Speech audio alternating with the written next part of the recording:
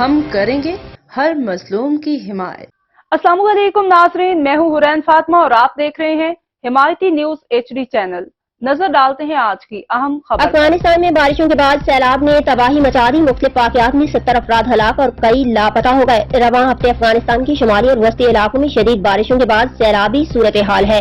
افغان صوبے غور اور فاریاب میں بارشوں اور سیلاب کے باعث 70 افراد ہلاک ہو گئے، جبکہ کئی افراد لاپتہ ہیں۔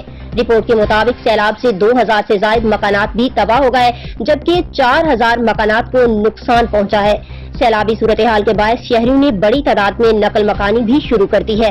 ایک افغان شہری نے بتایا کہ خوفناک سیلاب سب کچھ بہا کر لے گیا، میں اور میرا خاندان حکام کی طرف سے مسجد کے لاؤڈ سپیکر سے اعلان ہونے کے بعد گھر بار چھوڑ کر حفاظتی مقام کی جانب نقل مکانی کر گئے۔ اب تک کے لیے اتنا ہی۔ مزید خبروں اور اپڈیٹ سے باخبر رہنے کے لیے دیکھتے رہیں حمایتی نیوز HD چینل۔